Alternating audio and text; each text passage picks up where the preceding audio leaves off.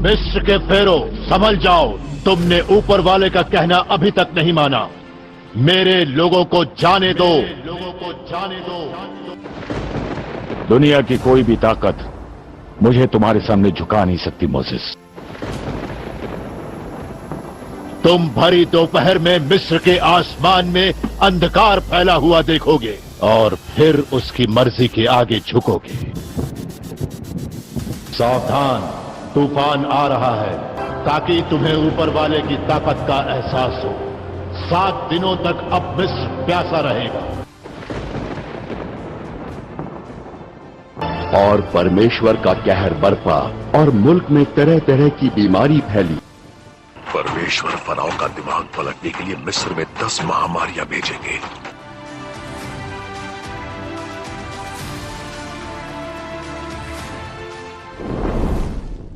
हजारों साल कबल मिस्र में किप्ती नस्ल आबाद थे। इसी नस्ल से मिस्र के बादशाह पैदा हुए जिन्हें फिरौन कहा जाता था। उन किप्ती फिरौनियों ने बनी इसराइल को अपना गुलाम बना लिया, जो यूसुफ अलैहिस्सलाम के ज़माने से मिस्र में आकर आबाद हो गए थे। फिरौन बनी इसराइल पर तरह तरह के जुल्म करते, उनसे बड़े बड़े इमारतें बनवाते, उनसे अपने महल के बदतरीन काम काज करवाते और सरकशी या गलती करने पर उन्हें कत्ल भी करवा दिया करते। लिहाजा अल्लाह ने 2 भाइयों यानी मूसा और हारून अलैहिस्सलाम को हुक्म दिया कि वो फिरौन के पास जाकर रब्बुल आलमीन का पैगाम सुनाएं और उसे खुदाई के झूठे दावों से तौबा करने को कहें। लिहाजा हज़रत मूसा फिरौन के दरबार में तशरीफ़ लाए और उसे पैगाम हक़ सुनाया। आप अलैहिस्सलाम ने फिरौन के कहने पर मौजज़ा भी दिखाया और उससे ये तकाज़ा किया कि वो बनी इसराइल को मिस्र से जाने दे, ताकि मूसा अलैहिस्सलाम उन्हें लेकर यहाँ से निकल जाएं। लेकिन फिरौन ने हज़रत मूसा और आपके मौजज़ात का साफ इनकार कर दिया। फिरौनियों ने जुल्म बंद न किया और कहा कि वो बनी इसराइल को जाने भी न देंगे। किप्ती फिरौनियों ने मूसा अलैहिस्सलाम और बनी इसराइल को तरह तरह से सताना शुरू कर दिया। लिहाजा तंग दिल होकर हज़रत मूसा ने अल्लाह से ये दुआ मांगी कि ऐ मेरे रब, फिरौन ज़मीन में बहुत सरकश हो गया है और उसकी कौम ने अहद शिकनी की है। लिहाजा तू उन्हें ऐसे अजाबों में गिरफ्तार फरमा ले जो उनके लिए सज़ावार हो और मेरी कौम और बाद वालों के लिए इबरत बन जाए। हज़रत मूसा की दुआ के बाद अल्लाह ने फिरौनियों पर लगातार 5 अजाब को मुसल्लत फरमा दिया। उनमें से हर अजाब कौम फिरौन पर 7 रोज़ तक मुसल्लत रहा, जो हफ्ते की आगाज़ से शुरू होकर दूसरे हफ्ते तक जारी रहता। फिर 3 हफ्तों की मोहलत के बाद दूसरा अजाब शुरू हो जाता। सबसे पहला अजाब तूफ़ान का अजाब था। रिवायतों के मुताबिक मिस्र में अचानक एक बड़ा बादल नमूदार हुआ और हर तरफ अंधेरा छा गया। ज़ोरदार बारिश हुई और तूफ़ान आ गया, यहाँ तक कि किप्तियों के खेत खलियान और बागात सब तबाह हो गए। फिरौनियों के मकानात भी सैलाब के पानी में डूब गए। मिस्र में बनी इसराइल और फिरौनियों के मकानात थे, मगर मूसा अलैहिस्सलाम पर ईमान रखने वालों के घरों में पानी ना आया, मगर बराबर में किप्तियों के घर डूब गए। ये अजाब 7 दिनों तक यूं ही जारी रहा। दूसरा अजाब टिड्डियों का हमला था।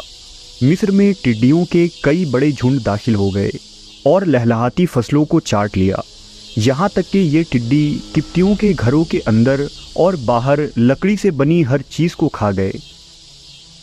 लेकिन इस दफ़ा भी टिड्डियों ने बनी इसराइल के खेत और मकानात को कोई नुकसान न पहुंचाया और वो महफूज रहे। टिड्डियों का अजाब ख़त्म हुआ तो अल्लाह ने किप्तियों को कुछ दिनों की मोहलत दे दी कि वो गौर व फिक्र कर लें, लेकिन उन्होंने अब भी हज़रत मूसा अलैहिस्सलाम का इनकार किया और बनी इसराइल पर जुल्म करते रहे। चुनांचा अल्लाह ने फिरौनियों पर तीसरा अजाब जूं और घुन के कीड़ों की शक्ल में भेजा। ये कीड़े फिरौनियों के कपड़ों, दाढ़ी, पलकों में घुस गए और उन्हें चाट चाट कर उनके चेहरों को चेचक ज़दा बना दिया। किप्तियों के लिए ज़िंदगी गुजारना भी दुश्वार हो गया, क्योंकि ये कीड़े तमाम खाने की चीज़ों को चट कर गए। قبطیوں نے ایک ہفتہ اسی عذاب میں گزارا۔ عذاب ختم ہونے پر فرعونیوں کو کچھ دنوں کی راحت ملی، لیکن وہ اب بھی اپنی سرکشی پر قائم رہے۔ چوتھا عذاب میڈک کی شکل میں آیا۔ فرعونیوں کے گھروں، محلوں اور مجلسوں میں اتنے میڈک پیدا ہو گئے کہ وہ جہاں بیٹھتے وہاں میڈک کا جھنڈ آ جاتا۔ لاکھوں کی تعداد میں موجود میڈکوں نے ان کی زندگی دشوار کر دی۔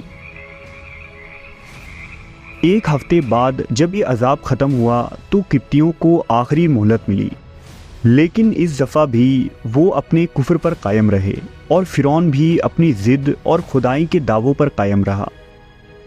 فرعون نے قبطیوں کو کہا کہ یہ آفت اور مصیبتیں موسیٰ کے خدا کی طرف سے نہیں ہیں، یہ تو صرف قدرتی آفت ہے جو کچھ دنوں میں خود بخود ختم ہو جاتی ہے، اس لیے تم اس دھوکے میں آ کر موسیٰ کے خدا پر بالکل بھی ایمان نہ لانا۔ اللہ کی طرف سے اب قبطی فرعونیوں پر خون کا عذاب آیا جو نہایت ہی خوفناک تھا۔ ان کی ہر چیز سے تازہ دم خون ابل پڑا، نیل ندی کا پانی بھی لال ہو گیا، کنوؤں اور نہروں کا پانی خون بن گیا، یہاں تک کہ اگر کوئی قبطی گھاس اور درختوں کے جڑیں چبا چبا کر چوستا تو اس کے رز بھی ان کے منہ میں جا کر خون بن جاتی۔ دوسری طرف بنی اسرائیل اس عذاب سے محفوظ رہے، لہذا قوم فرعون جب بنی اسرائیل کے لوگوں سے پانی مانگتے اور جب بنی اسرائیل وہ پانی قبطیوں کے ہاتھوں میں دیتے تو وہ پانی ان کے ہاتھوں میں آتے ہی خون بن جاتا۔ فرعونیوں کے محل میں موجود ہر برتن میں خون ہی خون ابل پڑا۔ اس عذاب کو دیکھنے کے باوجود فرعونیوں کے دلوں پر ایسی مہر لگ چکی تھی کہ وہ ایمان نہ لائے اور اپنے کفر پر اڑے رہے، یہاں تک کہ اللہ کے قہر و غضب کا آخری عذاب آ گیا اور فرعون اور اس کی لشکر دریائے نیل میں غرق ہو کر ہلاک ہو گئے۔ وہ لوگ دنیا سے اس قدر نیست و نابود کر دیے گئے کہ روئے زمین سے ان کی قبروں کا نشان بھی باقی نہ رہا۔ قوم فرعون پر نازل کی گئی یہ عذاب انسانیت کے لیے نہ صرف باعث عبرت ہے بلکہ یہ غور و فکر کی دعوت بھی دیتی ہے۔ آج شرک، کفر، سود، رشوت، ناانصافی اور ظلم دنیا میں آنے والی ہر مصیبت اور بلا کی حقیقی وجہ ہے۔ اللہ قوموں کو اجتماعی عذاب سے دوچار کرتا ہے تاکہ انسانیت بیدار ہو اور انسان اپنی برے کرتوتوں سے توبہ کرے۔ دنیا میں آنے والے مصائب، قدرتی آفت، آسمانی بلا اور وبائی بیماریوں کا آنا انسانوں کے اپنے اعمال کی شامت ہے۔ جیسا کہ اللہ تبارک و تعالیٰ کا ارشاد ہے کہ جو مصیبت تم پر واقع ہوتی ہے سو وہ تمہارے اپنے ہی اعمال کا نتیجہ ہے۔